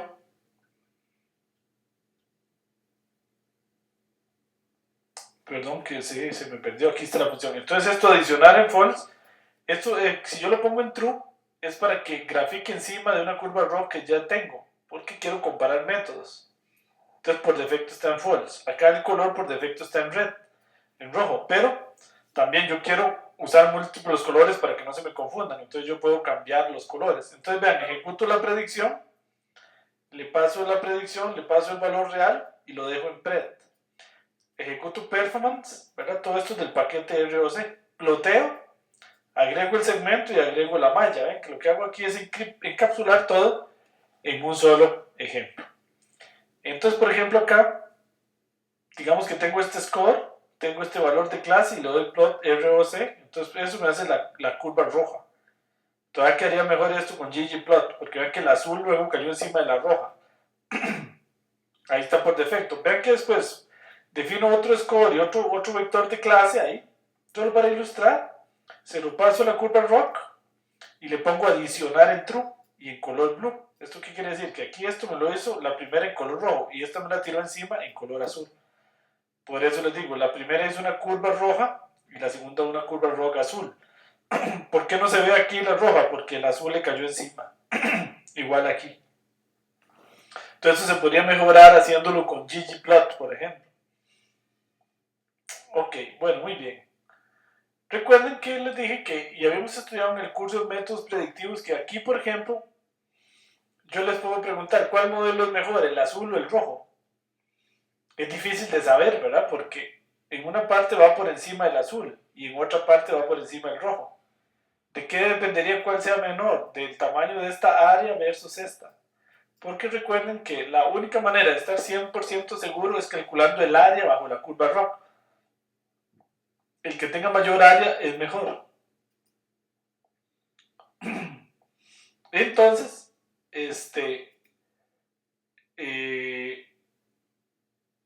entonces acá vamos a calcular el área. Recuerden que acá estamos haciendo la predicción. Hay una función de esta función del paquete performance. Si yo le pongo aquí entre comillas A o C, entonces el resultado es el área bajo la curva. ¿Okay? Acá yo corría, para que no se confundan, el performance y le pasaba estos parámetros. Ahora estoy corriendo performance y le paso AUC y entonces en este caso me retorna el área bajo la curva. Y me lo retorna un poquito complicado. En este parámetro AUC me deja varias cosas. Y el área bajo la curva ROC es en esta, en Y, dólar Y, values, campo 1, ahí es donde me deja el área. Ustedes dirán, ¿por qué tan complicado? Pues sí, yo pienso lo mismo. ¿Ok? Entonces estos son todos los atributos, y si yo hago attributes, AUC, dólar, Y values, ahí está el área. Ahora, yo les hice una función que hace todo esto más fácil. Aquí está la función. Se llama área rock, que va a tener aquí el área bajo la curva rock. Entonces a esta función le paso la predicción y el valor real. Entonces él ejecuta todas las funciones dentro del paquete y al final retorna attributes, entre paréntesis AUC, dólar, y.values, y aquí entonces retorna el área. ¿ven? Entonces, por ejemplo, acá corro este ejemplo, hago el área bajo la curva y me dice 0.9, que era la curva roja. La roja era 0.9 y con estos otros datos es la azul, entonces me da 0.87. Entonces claramente es mejor el modelo en rojo. Bueno, muy bien, hasta ahí estoy seguro que están bastante enredados y están pensando cómo se aplica ya esto en la vida real. Vamos a hacerlo ya con un ejemplo. Vamos a hacerlo con árboles, support vector, machines y árboles. Y para los datos de scoring. ¿Ok? Para que vean ya cómo funciona ahí. Bueno, entonces, digamos que leo la tabla de aprendizaje, que recuerdan que ya la tenía en un archivo de 2500. Leo la tabla de testing, que lo tenía en otro archivo. Corro support vector machines. Hago la predicción. Y si pido la predicción, en este caso él me da la clase. Me dice el individuo 1 es sí, el 2 es sí, el 3 es sí, el 4 es sí, el 5 es sí, el 6 es sí y así sucesivamente. Pero para la curva ROC eso no es suficiente. No me sirve. Yo no ocupo la clase, ocupo la probabilidad. Entonces, ¿cómo hago que support vector machine me dé la probabilidad? Cuando hago la predicción aquí y le pongo SVM, cuando genero el modelo, perdón, le pongo probability en true. Y cuando hago la predicción con la función predict, le pongo aquí también probability en true. Entonces resulta que en la predicción, en este campo, si yo le pongo aquí atributos, prediction, dólar, probabilidad, columna 1, ahí está el score, ahí me queda la probabilidad. Entonces, ¿cómo hago yo la curva ROC? Yo tengo que pasarle esa probabilidad y el verdadero valor de clase. ¿Dónde está el verdadero valor de clase? En t-testing, dólar buen pagador, está si la persona fue o no fue buen pagador. Entonces le doy que plotee la curva ROC, le paso el score, le paso la clase y ahí está la curva ROC. Ok, tal vez para ilustrar eso de la probabilidad, voy a ir a correrlo acá en R para que ustedes lo vean. Ok. Voy a correrlo directamente. Ok. Para que ustedes vean. Si yo corro ahí y hago la predicción, le voy a pedir toda la predicción. ¿Qué es lo que me da? La predicción con puros sí o no, ¿verdad? Si es o no es fraude. Si va a ser buen o no buen pagador, perdón. Ese es el resultado de la predicción. Pero eso no me sirve para la curva ROC. Porque la curva ROC espera una probabilidad. Entonces, para que me dé la probabilidad en este caso, debo hacerlo diferente. No me voy a traer esto, debo hacerlo diferente. Okay. Entonces corro support vector machines, pero con este parámetro, probabilidad en true. Ahí lo corro, hago la predicción, pero también con probabilidad en true. Entonces, el score, que es la probabilidad, me queda aquí, ¿vean? Entonces, si yo le pregunto ahora por score, ven qué es score, ven. Score ya para cada dato, por ejemplo, para el dato 2455 me da este punto, este número, que es casi 0. Esa es la probabilidad de ser 1, de ser buen pagador. Entonces ahí está, ya no me da un sí o un no, sino que me da un número que me está representando la probabilidad de ser sí. ¿Ok? Y entonces, bueno, y si yo le hago clase, acá en score está la probabilidad de ser sí, y en clase está lo que verdaderamente fue, sí o no. Ahí están los que eran sí y los que eran no. ¿Ok? Entonces, a la función para plotear la curva ROC, yo le debo pasar eso, el score y la clase. En la tarea viene especificado en el ejercicio 1 cómo se hace para que el método le retorne la probabilidad en lugar de la clase, que es los cambios que deben hacer. El más complicado es Support Vector Machines, donde el score me queda en eso muy extraño.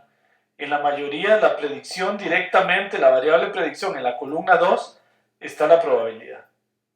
Entonces es relativamente simple. Ok, bueno, así es con árboles con Support Vector Machines. Aquí voy a agregar ahora, pero voy a correr Support Vector Machine con el modelo lineal. Entonces corro Support Vector Machine, pero uso el kernel lineal. Hago la predicción, ven que otra vez uso probability en true. El score queda en el mismo parámetro, la clase, le doy plot. Este es el de la que hice antes, y vean que aquí lo dejé en clase y en score 2. ¿Por qué lo hago dos veces? Solo para ilustrar que aquí la segunda corrida con linear lo voy a poner aquí en mi función plot rock con adicionar en true y color blue. Entonces ahí está. En rojo es support vector machines con el kernel que usa por default. Y este azul es con el kernel lineal. Okay, si mal no recuerdo era radial el que hace por defecto. Entonces este es radial y este es lineal. Entonces vemos que es mejor el kernel radial que el kernel lineal en support vector machines para estos datos. Ok. Luego lo voy a hacer con sigmoide. Entonces ahora corro todo support vector machine como sigmoide. Hago la predicción. Dejo el score en una variable que se llama score 3 y la clase en una clase que se llama clase 3 y aquí hago las tres curvas, ¿ven? Entonces está sigmoide, linear y radial. Sigue siendo mejor el método radial. Ok, ahora voy a hacer un árbol de decisión. Ya contesto las preguntas, ahí mismo. Entonces voy a correr rpart. Observen que, igual, vean, si yo corro rpart y hago la predicción, y aquí le pongo type class, como hemos venido haciendo en las lecciones anteriores, cuando yo pido por la predicción, lo que me responde es el valor de clase, si va a ser buen pagador o no, sí o no. Eso no me sirve. Entonces, como eso no me sirve, entonces tengo que hacer la predicción. Basta quitar esto, type igual class. Porque resulta que rpart por defecto más bien da la probabilidad. Entonces, si lo hago sin ese parámetro, sí me da la probabilidad. ¿Qué sería igual a poner en árboles de decisión? Es igual a poner type prop. Lo que pasa es que por defecto él usa type igual pro, como dice ahí en la tarea. Entonces aquí usó type igual pro. Entonces observen que en probabilidad, en predicción, ahora sí me queda, acá me queda claramente, en la columna 1 la probabilidad de ser no, y en la columna 2 la probabilidad de ser sí. Pero en este caso me está interesando la probabilidad de ser sí. Lógicamente estos dos números deben sumar 1, ¿verdad? Entonces ahora sí tengo una probabilidad, ¿eh? Está en la columna 2 de la predicción, en el caso de árboles. Entonces a la curva ROC le paso un score 5, que es la predicción en la columna 2, el valor de clase, ¿verdad? Que es la variable buen pagador, y gráfico, acá en color magenta, el árbol de decisión. Estos tres eran los de Support Vector Machines. Aquí lo voy poniendo adicionar en true, porque quiero que lo haga en el mismo gráfico. Y entonces ahí están los tres. Support Vector Machine Linear Support Vector Machine radial, Support Vector Machine sigmoide y árbol de decisión. Pareciera que el mejor método es árbol de decisión. Y aquí debería ponerle un label, porque si uno no se acuerda cuál es cuál. Ok, perdón ahí que tengo algunas preguntas en el chat. Me dice Freddy, en la tarea anterior resolví los ejercicios usando funciones a las que pasé como parámetro el modelo, la clase, etc. Así que en esta tarea podría usar ese mismo código y modificarlo para indicarle ahora que va la probabilidad. Sí, sí, Freddy, excelente. Y lo agrego a los plots. Sí, sí, claro que sí. Todo esto se puede mejorar haciendo funciones que reciben más parámetros. Excelente, Freddy, sí, muy buena idea, muy buena idea. Ok, bueno, ahora, resulta que, ¿cómo saber cuál es mejor de estas? Bueno, pareciera que a simple vista es el árbol, ¿verdad? Pero si queremos estar seguros, cuál de estos dos es mayor, es mejor, pues podemos hacer el área. Aquí está el área bajo la curva ROP, le paso el score 5 y la clase 5, que fue el que generé con el árbol de decisión. Y en este caso me da .91. No lo comparé, ¿verdad? Pero en la tarea yo pido que comparen. Y con el área es la única manera de estar completamente seguro cuál método es mejor. El que tenga mayor área. Visualmente a veces se puede ver con facilidad, a veces no. Ok, no sé si tienen alguna pregunta por ahí. Ok, vemos bastante gente conectada en este momento. Estoy consciente de que hoy hemos tenido una clase bastante pesada, de hora y 42 minutos, y con temas bastante complicados. Pero bueno, es uno de los temas más importantes de este curso y en general del programa experto, porque es lo que hemos visto hoy, lo que nos va a permitir, como vamos a ver de hoy en 8 días, seleccionar y calibrar los mejores modelos predictivos, dado un juego de datos. Y eso es lo que debe hacer un minero de datos día a día. Es el trabajo más importante, que es seleccionar y calibrar modelos. Pero bueno, eso lo vamos a ver de hoy en 8. Entonces, como parte de la tarea, pues tenemos 3 ejercicios. El primero es, como ven acá, hacer unas curvas ROC, usando estas funciones que hemos visto el día de hoy. Esto es con R. Aquí no hagan caso Span Data, ahorita lo cambiamos. Toda esta tarea es con compra de bicicletas. Entonces, no es con Span, es con compra de bicicletas. Acá también el segundo ejercicio es hacer validación cruzada con compra de bicicletas. Vamos a ejecutar 10 veces con 15 grupos. Y este ejercicio 3, que es optativo, que es hacer una curva ROC completamente a mano o en Excel o con R, pero sin usar el paquete. Ok, muy bien. Si tienen alguna pregunta o comentario.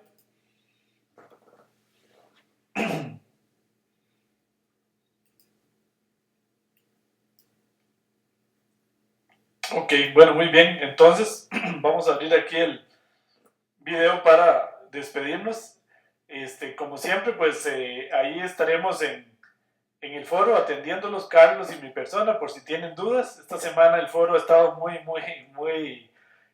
utilizado, ¿verdad? Estuvo un poquito complicada la tarea. Esta semana creo que va a estar más. Ya estamos revisando las tareas número 2. Ya hoy en la tarde los asistentes iban como por la mitad. Tal vez ya hayan terminado. Si alguno no les ha llegado la nota todavía es porque no se ha terminado de revisar la tarea número 2. Pero ya se han revisado la mayoría. Por acá tengo una pregunta que me hace Diego. Yo tengo que ir saliendo de vuelta para la Juela. Muchas gracias por la invitación. Diego May, un gusto, Diego, que es un invitado que tenemos el día de hoy en la clase que estaba de observador. Muchas gracias, Diego. Un gusto haberlo invitado. Y Diego es argentino, así que va saliendo para Argentina en este momento. Bueno, un saludo muy cordial, Diego, nos vemos. Un saludo para todos, muy buenas noches y Diego, que te vaya muy bien en ese viaje y estamos conversando una vez que regreses por acá. Muchas gracias, muy buenas noches, reciban un gran saludo y nos estamos viendo de hoy en 8 días y nos estamos contactando a través del foro. Muy bien, muchas gracias, muy buenas noches a todos, nos estamos viendo. Ok, bueno. Vamos a terminar la lección. Gracias, buenas noches.